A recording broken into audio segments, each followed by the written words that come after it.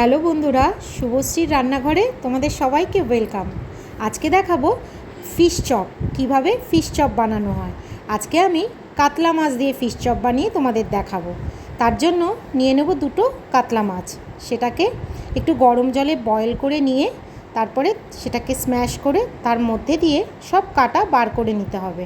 কাটা থাকলে কিন্তু চলবে না, কারণ ফিশ চপ বানাচ্ছি, তার মধ্যে কাটা থাকলে ঠিক ভালো লাগবে না।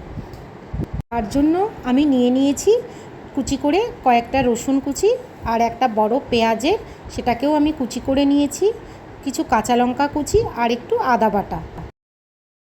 ফ্রাইং প্যানে তেল গরম করে তার মধ্যে দিয়ে দিলাম রসুন কুচি আর আদা বাটা, 1 চা চামচ আদা বাটা।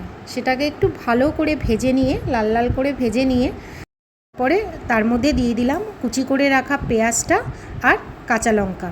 তারপরে সেটাকে ভালো করে ভেজে একদম লাল হয়ে আসা অবধি ওটাকে ভেজে নিয়ে তারপরে দিতে হবে ওই সিদ্ধ করে রাখা মাছটা আর দুটো আলু, সিদ্ধ করে রাখা দুটো আলু। আলু সিদ্ধ করাটা তোমাদের কিন্তু আগে আমি দেখাইনি, ওটা আমি স্কিপ করে গেছিলাম, বাট আলুটা কিন্তু দিতেই হবে, আলুটা কিন্তু মাস্ট। এরপরে ওই সিদ্ধ করা মাছ আর আলুটাকে খুব ভালো করে কড়াইতে ওই পেঁয়াজ আদা রসুনের সাথে মেশাতে হবে।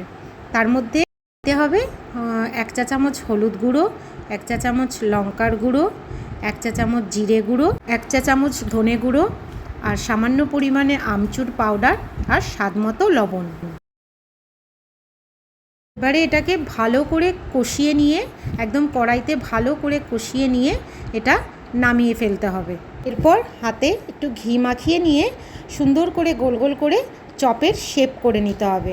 আমি যেমন দেখো এখানে গোল গোল করে চপের শেপ করে নিয়েছি, আবার কিছুটা আমি একটু লম্বা শেপও রেখেছি। চপের এটা লম্বা শেপ করলেও দেখতে ভালো লাগে।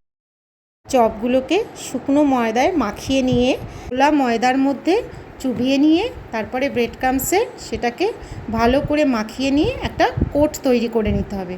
তারপরে একটু গরম তেলের মধ্যে, ফুটন্ত গরম তেলের মধ্যে এটাকে ডিপ ফ্রাই করে ভাজতে হবে, যেন দুপিটি লাল লাল করে ভাজা হয়ে যায়।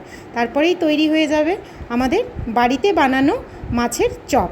তারপর এটা খুব সুন্দর করে পেঁয়াজ কাসুন্দি দিয়ে সার্ভ করে বাড়ির বাচ্চা ছোট বড় সবার সাথে শেয়ার করবে।